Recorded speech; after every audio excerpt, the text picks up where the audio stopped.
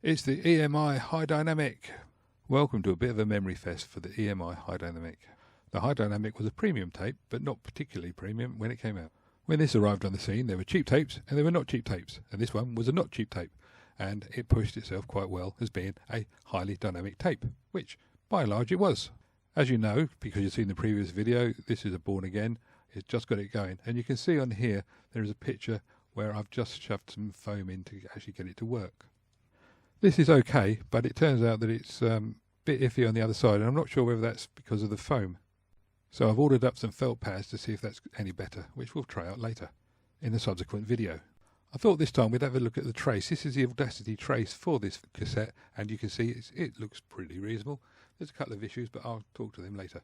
Thought we'd start this time with the silence, so you can see it's nice level, and if you look at there, you can see it's around about minus 75 dB, which is pretty reasonable.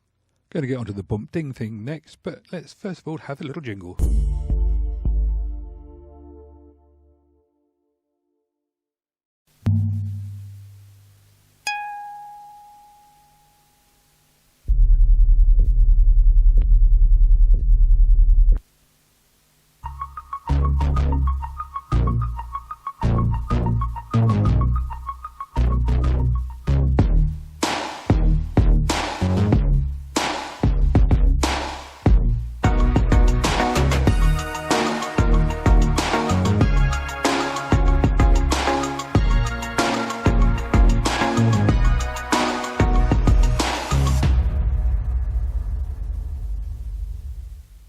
I still love that. Anyway, that's the end of that one, and then we go on to it at minus 20.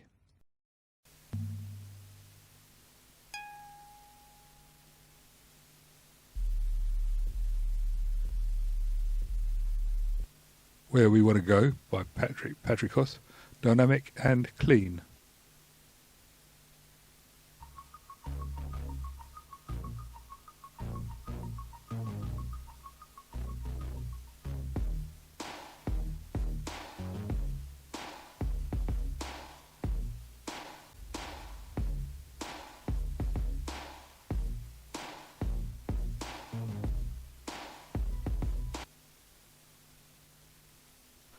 A little bit of hiss there for a tape of its age, not bad. Now we're looking at the noise, the white noise. See there's a distinct drop, and the minus 20 is better. Now we're going on to the pink noise, and as you can see it's a fairly reasonable shape. And then there's the one for the minus 20, which is more of a shallow slope.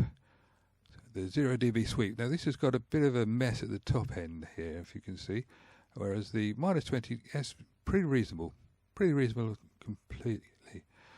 There's a 0 dB straight over drive, so that's the 0 dB, the distortion you get at 0. There it is at 3 kilohertz, which is actually that's pretty reasonable.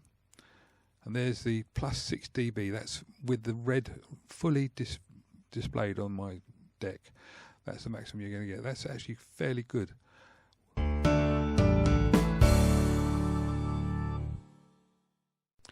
Well, overall, that means that this tape is very good. It is not quite as quiet as some of the more modern tapes, but it's got a much superior frequency response than a lot of tapes have got.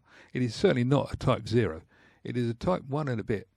So not as good as it could be, as in modern tapes, but better than it deserves to be, as in it's 46 years old. I've got a lot of memories of those, but there we go, that's a totally different thing. What I am going to do for a later video is I'm going to get the pads changed and see if that makes a difference, show you what the effects of that was, and see where we go from there. I ordered them up from eBay, I'm waiting for them to arrive, and hopefully that means something to you. If you've got anything out of this video, then please, subscribe, let me know, put in comments. You can be negative if you like in the comments, but you will get an answer. See how we get on. Let's try and make the world a better place. Let's keep it simple. Let's not get stuck in a rut. Catch you later. Bye.